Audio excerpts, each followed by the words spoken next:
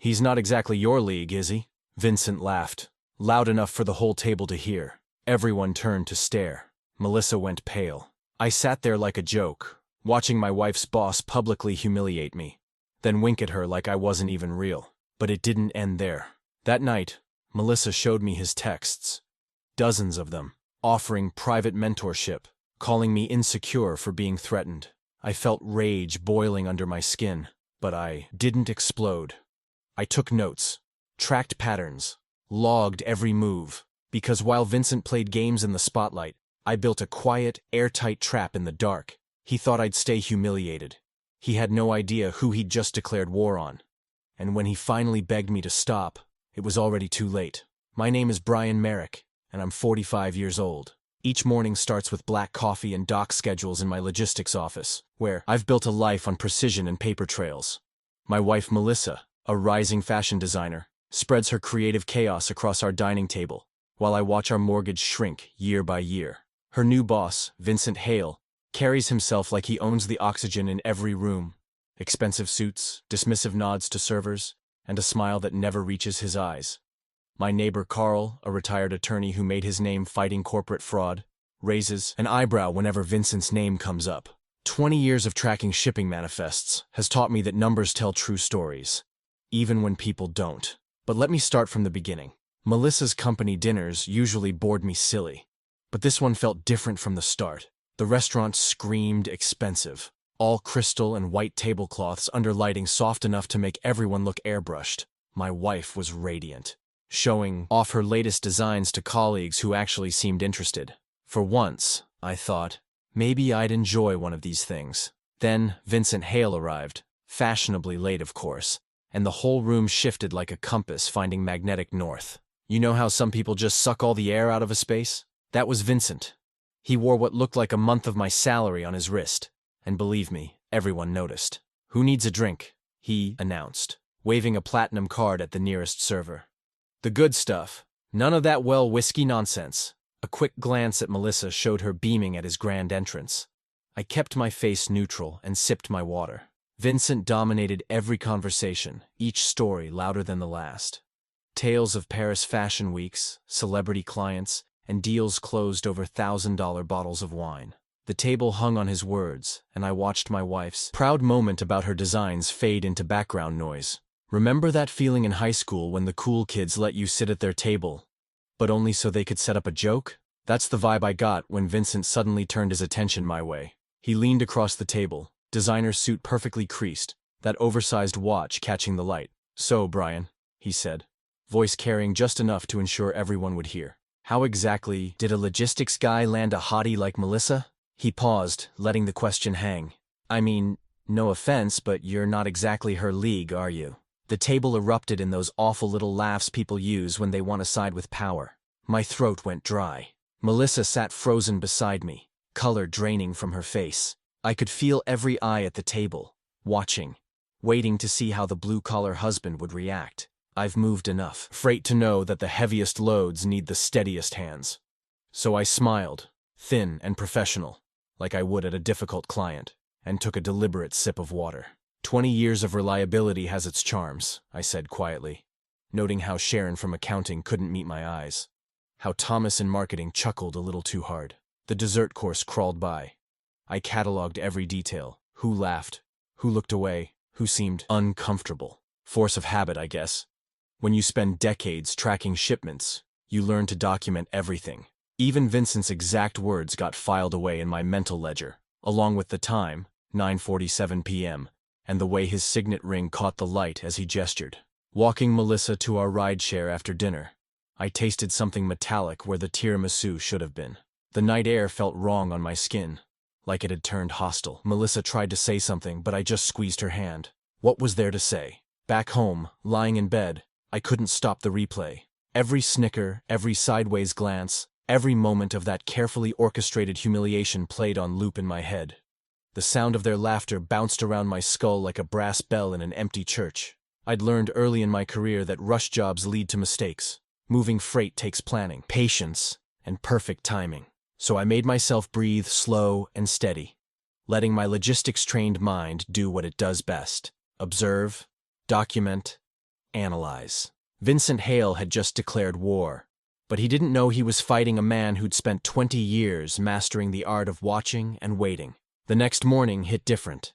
You know that heavy feeling when you wake up hoping yesterday was just a bad dream? I watched Melissa check her phone over coffee, her face tight as she scrolled through messages that had kept coming well past midnight. "He's just being thorough," she said, not meeting my eyes. "Vincent thinks I have real potential. He's offering private mentorship sessions to help fast-track my career." My coffee turned bitter in my mouth. Private mentorship? At midnight? She pushed her phone across the table, and I saw the stream of messages. Each one dripped with that special kind of professional poison. Lots of talk about exclusive opportunities and accelerated advancement. The kind of vague promises that sound great until you read between the lines. I can't just ignore him, Brian. Melissa's shoulders pulled tight as another notification lit up her screen. He's not just my boss. He's got connections everywhere in the industry. One word from him could either make my career or...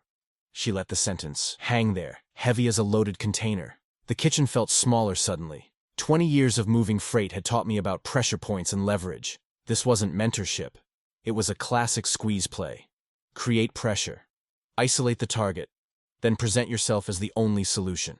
I'd seen similar tactics from sketchy vendors trying to lock down exclusive contracts. "Look at the pattern," I said, keeping my voice steady like I would during a difficult shipment negotiation.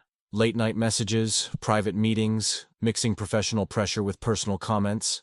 None of that's normal, Mel. She traced the rim of her coffee mug, that nervous habit she's had since college. "You don't understand how this industry works.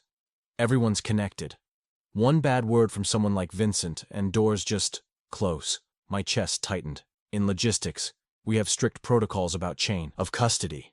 Who can handle what, when, and how. But this was my wife being slowly cornered by a predator in a designer suit, and my usual rulebook had nothing for that. "What if we set some boundaries?" I suggested. "Keep messages within business hours, meetings in the office only?" Melissa nodded.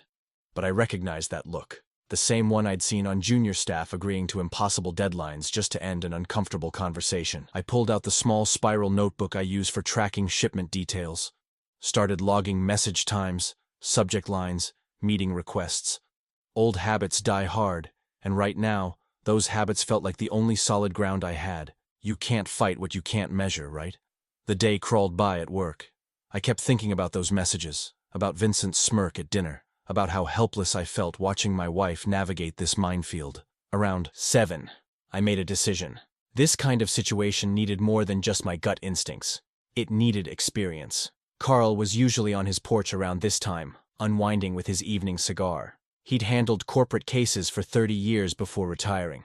More importantly, he'd seen enough sharks in suits to recognize their hunting patterns. I needed that perspective. Needed to know if I was reading too much into things, or if my radar was picking up real danger.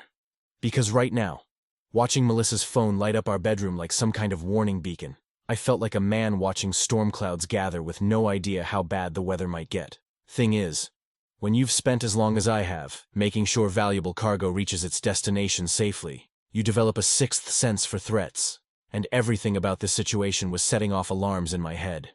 The kind that in my regular work would have me double-checking every lock and seal. Melissa's phone buzzed again.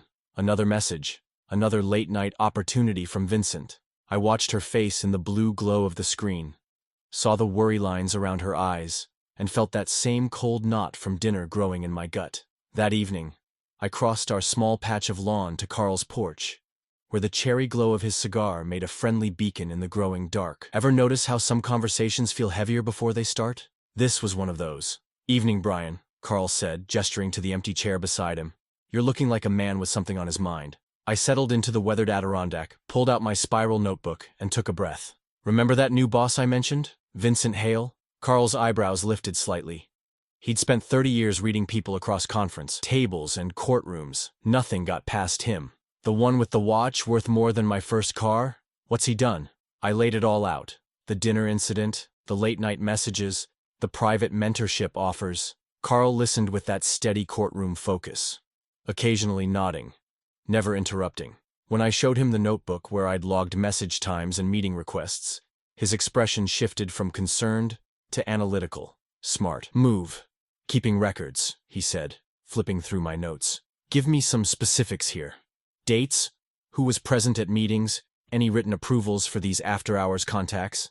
I filled in what I could, watching Carl jot his own notes in precise handwriting. The whole thing felt like giving testimony, which I suppose was exactly what I needed. You know what I learned in 30 years of corporate law? Carl leaned forward, lowering his voice like we were sharing trade secrets. The flashier they are, the more they're usually hiding. These types, they build this image of success, right? Expensive clothes, fancy cars, big promises. But it's all theater. The porch boards creaked under my feet as I shifted. Theater to hide what? Usually, fraud.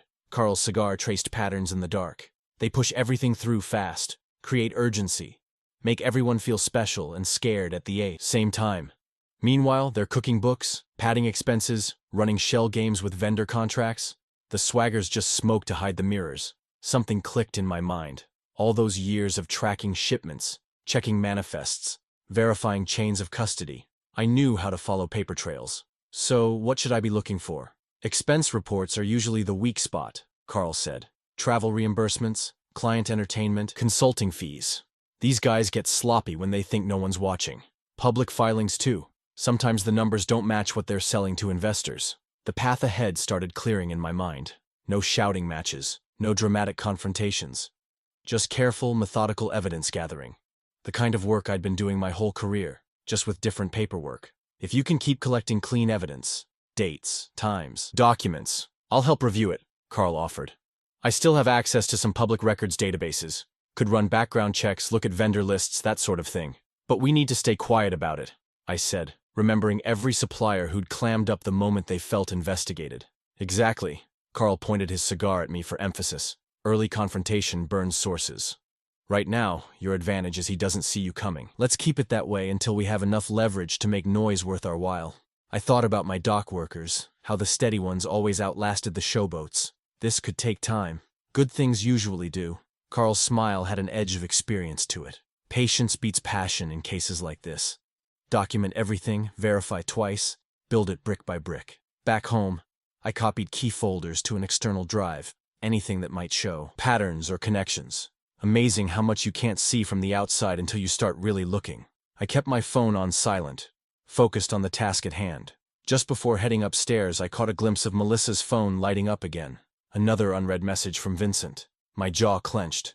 But I remembered Carl's words about patience and leverage. Some fights you win with your fists, others you win with files and footnotes. I was starting to see which kind this would be. I just finished my afternoon site check when I pulled into our driveway. The late autumn sun was already setting, painting long shadows across our front yard.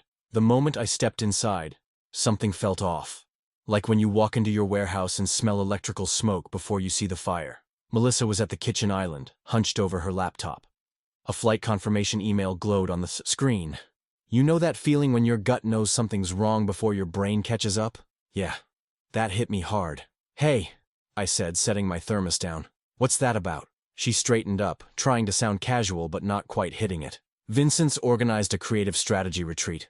Just a few days to work on the spring collection concepts. My throat went dry. Just you and him? It's a professional development opportunity. Brian. Her voice had that defensive edge I'd been hearing more lately. He's taking me through the whole creative director process. I moved closer, scanning the itinerary like I would a shipping manifest. 4 nights at some boutique hotel in Miami. Private cabana meetings. Evening strategy sessions, scheduled past midnight. Every detail made my skin crawl. Melissa, this isn't right. I kept my voice steady, the way I do when explaining safety protocols to new hires. A boss doesn't book private retreats with one employee. That's not how legitimate companies operate. You don't understand the fashion industry, she shot back. Everything's different there. More fluid. The word choice made my stomach turn. I remembered the coffee pot burbling in our kitchen the morning after we got married. How simple everything had felt then. I understand enough to know when someone's crossing lines. What am I supposed to do? Melissa's voice cracked. He's basically running the whole division now. If I say no, I might as well start updating my resume. I pulled out my phone, snapping pictures of the itinerary while we talked. Flight numbers, hotel confirmation, meeting schedule. Everything went into my evidence file. Part of me wanted to grab her shoulders and shake some sense into the situation, but I've seen enough doc accidents to know panic never helps. Let me call Carl, I said finally. Just Don't confirm anything yet. 20 minutes later, I was back on Carl's porch. The retired attorney's face turned grim as I laid out the retreat details. Classic isolation play, he muttered, pacing slowly. Gets them away from family, creates compromising situations, then uses them as leverage later. Seen it 100 times. My hands clenched. I need to stop this. Not with confrontation, Carl warned. Guys like Vincent, they're most reckless when they think they're winning. Business trips especially. That's where they get sloppy with expenses, mix personal and professional charges, leave paper trails. He was right. I'd already noticed some patterns in the few documents I'd gathered. Client dinners with suspiciously round numbers, vendor payments that didn't match any actual deliveries. Here's what we do, Carl continued. Request copies of the company travel policies, expense guidelines, vendor approval processes, anything official that might contradict this retreat setup. Do it through proper channels, make it look routine. I nodded, already mapping out the documentation trail in my head. I can route it through accounting. Say I'm helping Melissa with some paperwork. Perfect. Create a secure cloud folder. Use neutral file names. And Brian? Carl's eyes locked onto mine. Work fast. Once they're alone together, damage control gets harder. Back home, I spent hours combing through policy documents, following Carl's guidance. One expense report caught my eye. A client dinner for exactly $2,500. In 15 years of processing shipping invoices, I'd never seen a legitimate business expense land on such a perfectly round number. I marked the file for midnight review with Carl, then headed upstairs. The sight of Melissa's open suitcase on our bed hit me like a physical blow. Remember those old disaster movies where the asteroid's getting closer and closer to Earth? That's how time felt right then. Compressed, heavy, running out. The sound of her packing felt like a countdown. Each soft thud of folded clothes, each click of hangers being sorted. When she zipped the suitcase shut, it echoed through our bedroom, like a vault door closing. The next morning, I hit the ground running before sunrise. You know that clarity that comes with first light? When your mind's sharp and everything seems possible? I rode that energy straight into the mess of paperwork sprawled across my kitchen table. Carl showed up at 7 with 2 coffees and a stack of public records he'd pulled. Corporate filings first, he said, settling into what used to be Melissa's breakfast spot. Then we cross-reference everything against the expense reports you found. Ever sort through shipping manifests looking for one missing crate? That's what this felt like. Except every number mattered. I'd spread out 3 months of Vincent's expense reports, laying them side by side like I do with doc schedules. Hold up, I muttered, tapping my pen against a coffee-ringed receipt. Look at these dinner charges from LeBlanc. Carl leaned in. What are we seeing? Same amount, 847.22s, shows up in March and April. Exact same number, just different dates. I've processed enough freight invoices to know coincidences that perfect don't exist. And here, another one. $1,223.45 for client entertainment repeating across different weeks. Lazy fraud, Carl nodded, jotting notes. They get comfortable, start recycling numbers instead of generating new fake receipts each time. Classic shortcut. While I tracked the money trail, Carl dug into Vincent's background. You should have seen his face when he found it, like a bloodhound catching a scent. Remember those marketing materials Vincent's always waving around? Carl turned his laptop so I could see. The ones credited to Strategic Vision Partners? Check out their registered address. I squinted at the screen.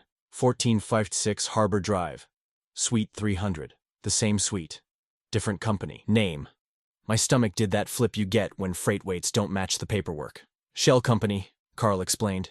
He's probably billing the fashion house through one company, then paying himself through the other. Oldest trick in the book. You ever watch those crime shows where they put strings on a bulletin board, connecting all the pieces? That's what my brain does naturally with numbers. I started mapping everything. Expense reports, feeding into investor pitch decks, vendor payments flowing through shell companies, projected profits that didn't match actual inventory. We're building something solid here, Carl said, reviewing my notes.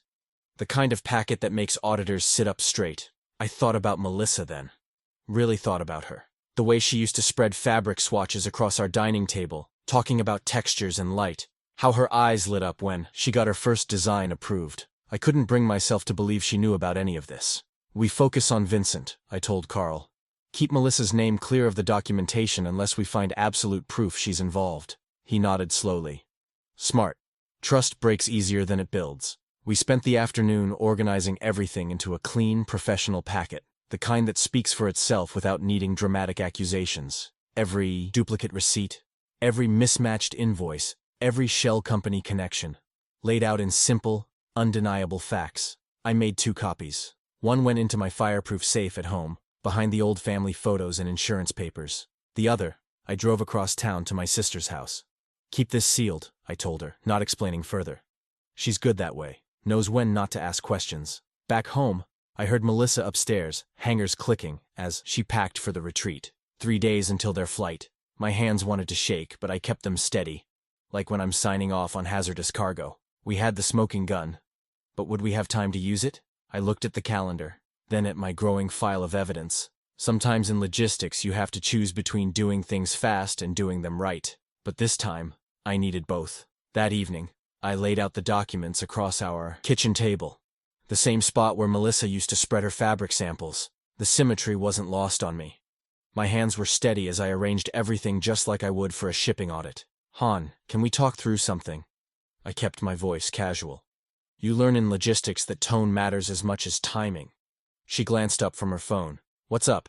"I've been reviewing some company documents." I slid the first page toward her. "These expense reports show some patterns that don't add up."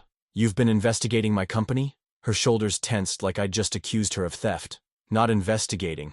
Just connecting dots that were already there." I pointed to the duplicate charges. "Look at these dinner receipts from LeBlanc. Exact same amount down to the cent, just different dates.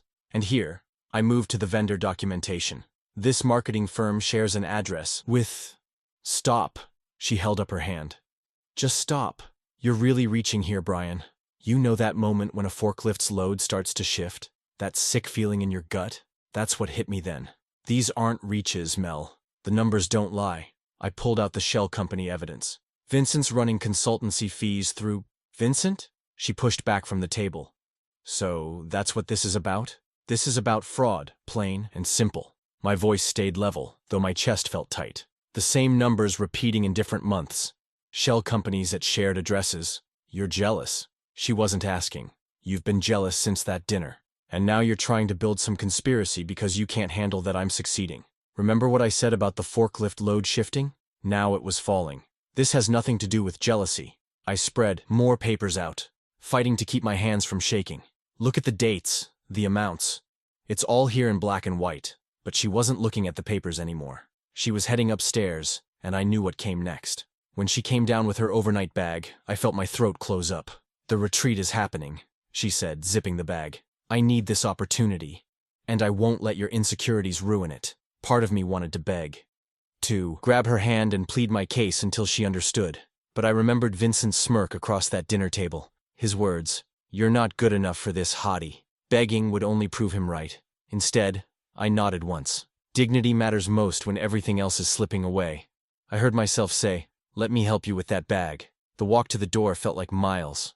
Every step screamed at me to stop her, but I kept my spine straight. I even opened the door when her rideshare pulled up. "Be safe," I said, because 20 years of marriage deserved at least that much. She didn't answer. I watched those red taillights blur into the darkness, then forced myself back inside. My phone buzzed. A text to Carl. "She's leaving." His response came quick. "Stay the course." The whiskey bottle in the kitchen cabinet looked mighty tempting right then. But I've seen enough dock workers drown. Their problems. Besides, alcohol and spreadsheets don't mix. So I sat at my desk instead, surrounded by papers and patterns. The investor presentation date glared from my calendar like a countdown clock. Vincent had been hyping it for weeks, his big power play to lock down major funding. I stared at that date until my vision blurred. Pressure was building, like a container stack in high winds. The trick with pressure is knowing how to turn it into leverage before something breaks. The house felt too quiet without Melissa's evening routine. No gentle humming as she sketched. No soft padding of her slippers on hardwood. But I kept working, because that's what I do. That's who I am. Morning hit like a hangover, even though I hadn't touched the whiskey. You ever walk into your own house and feel like a guest? That's how it was. Waking up to sheets that smelled like Melissa's shampoo, but no Melissa. I stood in our kitchen, staring at her coffee mug in the dish rack. 20 years of marriage, and suddenly I couldn't remember if I was supposed to put it in the upper or lower cabinet. Funny how doubt spreads, isn't it? Start questioning one thing, and pretty soon you're questioning everything. The silence pressed in like fog on the loading dock. No morning sketch sounds, no gentle humming, no soft footsteps. Just me and the tick of that damn wall clock Melissa's mother gave us 3 Christmases ago. I'll admit it. For about 20 minutes, I seriously considered throwing in the towel. Maybe Vincent was right. Maybe I wasn't good enough. Maybe peace would return if I just stepped aside and let him win. Let him mentor and guide and whatever else he had planned. My hands actually shook as I poured my coffee, thinking about surrender. But here's the thing about working logistics for 20 years. Freight doesn't move itself. You can wish all day for boxes to jump onto trucks or manifest to self-correct. But at some point, somebody has to do the work. Usually somebody quiet, somebody steady, somebody who understands that results matter more than recognition. So I sat down at my laptop and did what I always do. I started checking emails, scanning for patterns, looking for anything out of place. That's when I saw it. The subject line jumped out. Confidential, transformative Q3 investor presentation. Save the date. My coffee went cold while I read it 3 times. Vincent had been hyping this pitch for weeks, but now I had the details. 10 days. 10 days until he'd stand in front of major investors and spin his story of explosive growth and strategic genius. If they bought it, if they handed over the kind of money he was asking for, he'd be untouchable. No more oversight, no more questions. And Melissa? She'd be locked in, dependent on his good graces for every promotion, every opportunity, every scrap of professional validation. I texted Carl, investor pitch in 10 days. Big one. His response came while I was brushing my teeth. Need a dossier that survives hostile territory. Clean, professional, no emotion. He was right, of course. The package had to look like it came from someone inside, someone with access and authority, not some jealous husband with a grudge. I grabbed my work calendar and started mapping the next 10 days. Day shifts at the warehouse couldn't slip. I needed that paycheck more than ever. But nights and weekends? Those belonged to the dossier now. The indexing took shape as I drove to work. What would a lead investor need to see first? Duplicate expenses would grab attention, but the shell, company documentation would seal it. Everything needed page numbers, clear labels, a professional summary up front. You know what's funny? The whole thing felt like preparing a bid package for a major shipping contract. Same attention to detail, same need for backup documentation, same focus on making it easy for the decision maker to follow the trail. I spent my lunch break drafting the index page. Evidence of financial irregularities and misrepresentation at the top, then bullet points. Duplicate reimbursements, shell vendor relationships, inflated projections versus actual numbers. Clean, factual, devastating. A plane rumbled overhead as I walked to my car that evening. Probably not Melissa's flight. Wrong time, wrong direction. But it still hit me in the gut. Imagining her at some resort with Vincent, probably getting the full court press about her incredible potential and how only he could help her reach it. I gripped my keys tighter. 10 days. The clock was running. Back home, I hung my jacket in the closet next to Melissa's empty hangers and got to work. Ever notice how time bends when you're racing a deadline? Days blur together, but individual moments stretch like taffy. That's how those next nights felt. Hunched over my dining room table with Carl, building our case against Vincent Hale. Look at this contract, I said one evening, sliding a page under Carl's reading lamp. The font changes halfway through paragraph 3. Who does that on a legitimate document? Carl adjusted his glasses, lawyer mode activated. Classic rush job. They probably copied and pasted from different sources without cleaning up the formatting. Keep going. I had to hand it to Vincent. He wasn't completely sloppy. But 20 years of checking shipping manifests teaches you that little details tell big stories. Like how the vendor name, Strategic Solutions LLC, became Strategic Solution LLC between March and April invoices. 1 letter difference, same inflated amounts. Your eyes aren't playing tricks, Carl confirmed when I showed him. They probably registered 2 similar names to shuffle money between accounts. Oldest trick in the book. The real gift came from Vincent's own mouth. Remember those late-night mentoring calls to Melissa? Turns out my wife had her phone set to auto-record all business calls. Something about keeping track of design feedback. She never listened to them. But I did. These trust fund babies think they're investing in the future, Vincent's voice crackled through my earbuds. They're basically ATM machines with MBAs. He laughed, that same smug laugh from the dinner table. Just feed them some tech buzzwords and watch them open their wallets. Carl organized everything like he was building a court case. Claim, counterproof, verification, he kept saying. Each allegation had supporting documents and a clear path for investors to confirm independently. We used colored tabs, exhibit numbers, even a table of contents. "You've got 5 minutes to grab their attention," Carl reminded me. "Make it impossible to ignore." I'd run through the handoff plan in my head until I could see it frame by frame.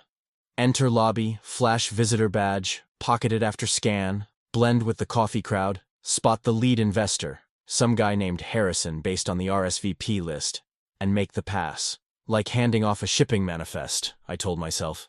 Just another day at work. You know that focus that hits when you're double-checking hazmat paperwork? When one wrong number could mean real trouble? That's the energy I brought to our final review. Carl and I tested the flow. Could a stranger understand the evidence in 5 minutes? Could they spot the patterns without a guide? I stored one flash drive in Carl's desk drawer. Backup is everything in logistics. The second one went into my most boring-looking folder, labeled Q3 Regional Transit Schedules. Hidden in plain sight, just like Vincent's fraud.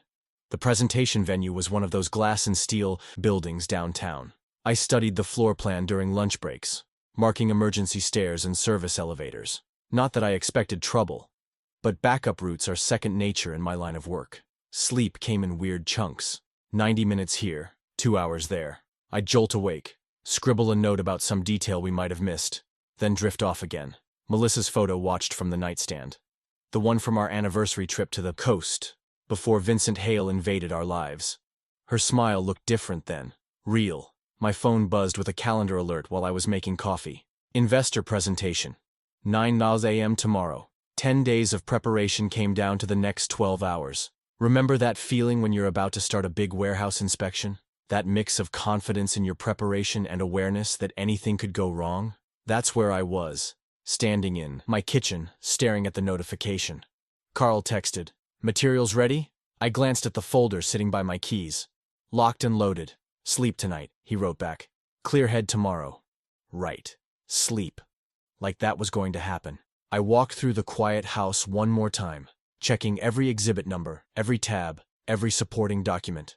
The dossier was ready. The plan was set. Outside, the city hummed like always, unaware that by this time tomorrow, Vincent Hale's carefully constructed world would shatter like cheap glass. You ever notice how suit fabric feels different when you're about to do something that could change everything? Mine felt like sandpaper against my collar that morning. The air had that crisp fall bite to it, the kind that usually meant a busy day checking manifests down at the docks. But I wasn't heading to the docks. The presentation venue lobby gleamed with that trying too hard shine of new money. Floor-to-ceiling windows, marble everywhere, and these massive banners with Vincent's company logo hanging like victory flags made my stomach turn. Security barely glanced at my visitor badge. Just another middle-aged guy in a department store suit. Probably someone's vendor or consultant. That's the thing about looking ordinary. People's eyes slide right past you. 20 years in logistics teaches you to use that. I picked a spot midway back. Not too close, not too far. The kind of seat that wouldn't draw attention. My notebook, actual paper, not some tablet, made me look even more forgettable. Just another business type taking notes. Remember that feeling when you're about to run a major safety inspection? That heightened awareness where every detail stands out sharp? The room filled up like that for me. I caught everything. The coffee cups balanced on armrests, phones being silenced, the rustle of expensive suits. Vincent strutted onto the stage like he owned the building, not just the room. That watch of his caught the lights every time he gestured. Probably cost more than my car. "Ladies and gentlemen," he started, flashing that practiced smile. "We're not just disrupting an industry today. We're redefining the future of fashion itself." The same smirk I'd seen at that dinner table, now aimed at wealthy investors instead of me. My fingers brushed the folder in my lap. Soon, buddy, soon. I'd memorized Harrison's face from LinkedIn. Silver hair, steel-rimmed glasses, the kind of confident posture that comes from managing other people's billions. He sat 3 rows ahead, leaning forward slightly, buying into Vincent's show. The presentation clicked along. Growth projections, market penetration, strategic partnerships. All those fancy terms covering up the rot I'd documented. Vincent had them eating out of his hand, nodding at his promises of unprecedented returns. Then came my moment. The first round of appreciative applause. Everyone's hands busy clapping, attention split. I timed my move like checking cargo against a manifest. Precise, purposeful, professional. 3 steps to the aisle. 4 steps forward. Harrison's shoulder was right there. "Verification packet," I murmured, just loud enough for him to hear. Time sensitive. The folder slipped from my hands to his like a dock worker passing shipping papers. Clean. Silent. Done. Back to my seat. Same measured pace. Anyone watching would have seen a guy maybe passing notes about a vendor contract. Nothing worth remembering. But I remembered every second. The way Harrison's manicured fingers opened the folder. The slight widening of his eyes behind those expensive glasses. The subtle shift in his posture as he recognized what he was seeing. Vincent was still talking. Something about revolutionary supply chain optimization. Rich, considering what that folder showed about his actual vendor practices. Harrison's jaw tightened. One tab after another, he worked through the evidence. His phone lit up, probably texting his team. The kind of people who could freeze accounts with a few keystrokes. I kept my breathing steady, but my exit route stayed fresh in mind. The fire stairs were through the door on my left. The service elevator needed a key card, but the main elevator bank was clear shot straight back. You know that moment when temperature drops just before a storm? The room felt like that. Other investors noticed Harrison's attention had shifted from the stage. Whispers started. Phones buzzed. Vincent must have felt it too. His rhythm stumbled. Just slightly, but I caught it. The same way you catch that split-second hesitation when someone hands you forged paperwork. Harrison stood up, his chair scraping against the floor. Raised his hand like a judge calling order. "Mr. Hale," he said, his voice carrying that special kind of calm that precedes serious trouble. "I believe we need to pause here." 5 minutes crawled by like a freight truck stuck in city traffic. I kept my eyes on my notebook, scribbling nothing. Just another middle manager marking time. But my ears, they worked overtime, catching every shuffle, every whispered, "What's going on?" from the confused investors around me. You know that ripple that goes through a loading dock when something's not right with a shipment? Same thing happened in that presentation room. Harrison had steered Vincent and 2 sharp-looking guys, probably legal team, judging by their watches and their worry lines, into a glass-walled conference room off to the side. The door was shut, but glass only blocks sound, not body language. Vincent's shoulders had lost that cocky tilt. He kept reaching up to adjust a tie that didn't need adjusting. One of the suits was jabbing his finger at specific pages in my dossier, and even through the glass, I could see Vincent's face doing that thing people do when their lies start unraveling, like they're tasting something bitter they can't spit out. I pulled out my phone, careful to keep it below seat level, and sent Carl one word: "Landed," just like we'd planned. Then the phone went right back in my pocket. No point drawing attention now. When they finally came back in, Vincent looked like he'd aged 5 years in 5 minutes. His stride had that wooden quality you see in guys trying too hard to look normal when everything's falling apart. He clicked to the next slide, and his voice had lost its polish. As you can see in the Q3 projections, he stumbled over numbers that probably felt bulletproof during practice. Our market penetration metrics indicate another stumble. The same metrics he'd been crowing about earlier now sounded hollow, like he was reading someone else's script. You ever watch a pallet jack struggle with a load that's just too heavy? That's what Vincent looked like up there. Each word seemed to cost him something. The investors weren't buying anymore. Their phones had come out, not for notes, but for urgent messages. I caught fragments of whispers. "Verify these claims," and "Need to call the office." Harrison stood up again, this time with the kind of deliberate slowness that means serious business is about to happen. "I believe we need another brief recess," he announced. The brief part felt like a courtesy lie. This break had a different flavor. No one was checking emails or making small talk. Harrison's team huddled near the exit, their faces carrying that grim focus I'd seen on accident investigators at crash sites. A security guard, built like a warehouse forklift, started politely steering random foot traffic away from our hallway. I stayed put, counting breaths like I count containers on a manifest. The dossier needed time to travel up the right chains of command, to reach the people who could actually freeze accounts and launch audits. Carl had been clear about that part. Evidence is only as good as the hands it reaches. Through the glass walls, I watched Vincent getting grilled by 3 more suits who hadn't been there before. His gestures were getting bigger, desperate, like he was trying to grab hold of his crumbling story. That's when I knew it was time to go. When a ship starts taking on water, you don't stick around to watch. You make sure you're clear of the suction when it goes down. I gathered my notebook, stood up casual as Sunday, and headed for the lobby. Not too fast, not too slow. Just a guy who'd seen enough presentations for one morning. The same forgettable face that had walked in an hour ago. The sunshine hit me like a wake-up call as I pushed through the revolving doors. Behind me, I could hear the meeting going into full lockdown. Raised voices, doors closing firmly, the sound of careers ending. My phone buzzed. Unknown number. I stared at the screen, thinking about dominoes falling, about evidence moving through the system, about all the people who were about to have very interesting afternoons. The next morning hit different. Sunlight had that clean edge it gets after rain, like nature hitting refresh on everything. I was at my desk, going through shipping manifests, when the doorbell rang. Melissa stood there, mascara tracked down her cheeks, looking like she hadn't slept in days. Her designer bag, the one Vincent had suggested she buy, hung crooked on her shoulder, stuffed with clothes still wrinkled from the retreat. "Everything exploded," she said, her voice raw. The blog started posting these hints about irregularities in Vincent's numbers, and suddenly everyone's phones were going crazy. Vincent kept saying it was all lies, but she swallowed hard. The way he said it, I knew. Remember how I said I'm good with timing? Sometimes timing means knowing when to stay quiet. I just held the door wider and let her walk in. Our dining table looked bare now. Those fabric swatches and sketches that used to cover every inch, her creative hurricane, I'd called it, were gone. Just smooth wood and morning light. We sat down across from each other, and for a minute, neither of us spoke. "I need to understand," she finally said. "All of it." So I laid it out. The expense reports that didn't add up. The shell companies hiding in plain sight. The recorded mockery of investors who trusted him. The quiet work with Carl, building the dossier piece by piece. The presentation day timing. You know what's harder than telling someone they've been fooled? Watching them realize it themselves. Melissa didn't interrupt once, just sat there. Fingers wrapped around a coffee mug gone cold, taking it all in. "I was so scared," she whispered finally. "Scared of losing everything I'd worked for. It made me blind. God, Brian. I'm sorry." That knot in my chest, the one that had been there since that dinner.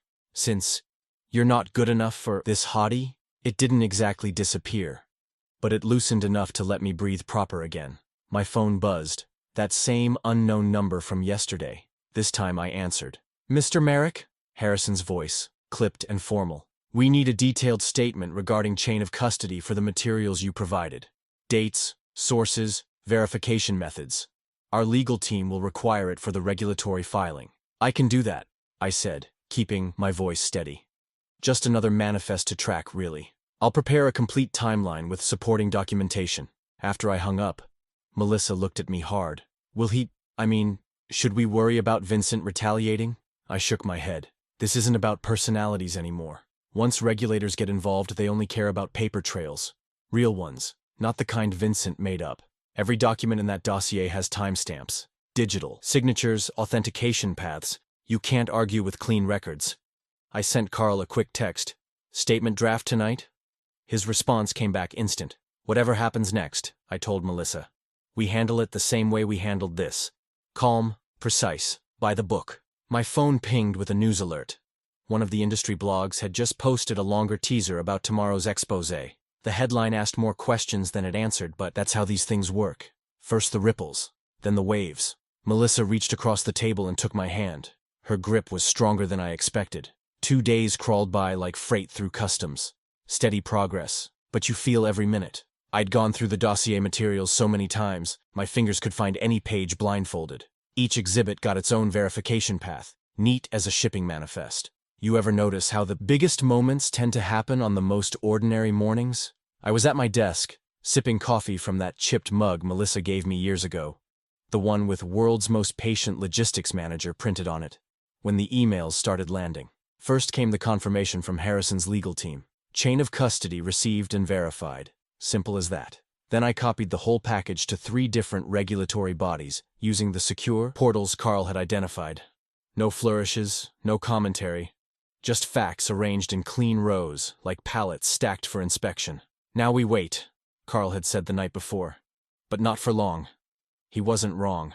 By 11:47 a.m., and yeah, I noted the exact time, the first regulatory notice hit.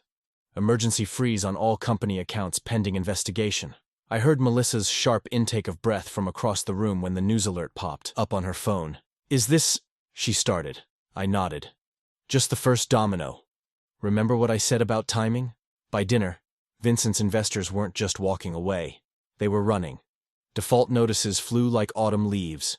The same people who'd laughed at his dinner table jokes were now issuing statements about zero tolerance for financial impropriety. You know what's funny about karma? It moves a lot like logistics. Once the system starts working, it pretty much handles itself. Those industry blogs that Vincent used to feed exclusive scoops to, they started publishing screenshots of those doctored contracts. Then someone leaked those recordings of him mocking investors. Every hour brought a new headline, each one driving another nail into the coffin of his reputation. I kept working my regular shifts through all of it. Freight doesn't care about fashion industry drama. But I'll admit, checking those industry news sites became a bit of a habit during coffee breaks. Melissa threw herself into rebuilding. She shared everything she knew with the compliance team, answered every question, documented every interaction. Some nights she'd sit at that dining room table until late, organizing old emails and messages. Healing looks different for everyone, I guess. For her, it was about turning shadows into sunlight. Carl stopped by less often now, but when he did, it was with that quiet satisfaction of a job done right. One evening, he just gave me this slow nod while we stood on his porch. Didn't need words. Some victories speak clearer in silence. Then came yesterday morning. I was out mowing the lawn. Something I always did myself, no matter how busy things got. There's peace in pushing that mower, you know? The clean lines, the fresh-cut smell, the immediate proof of work done right. That's when I saw it. A beaten-up sedan, probably 10 years old, crawling past our house. Behind the smudged windshield sat Vincent Hale, shoulders hunched, eyes locked straight ahead like he was afraid to turn. His precious watch was gone. So was that artificial confidence he used to wear like cologne. I didn't wave, didn't glare, just kept mowing my lines, straight and true. After finishing the lawn, I stood back and looked at our house. Melissa and I had repainted the porch last weekend. Her idea, but my steady hand on the brush. The fresh white paint caught the morning light just right, making the whole entrance glow like a fresh start. Respect is earned, I said quietly, never stolen. I meant it for myself as much as anyone. Because at the end of the day, that's what this was all about. Not revenge, not even justice really. Just the simple truth that respect built on lies will always crack under its own weight. Looking at that gleaming porch, I felt something settle inside me. The same feeling I get when every container is accounted for, every manifest matches, and the day's work stands inspection.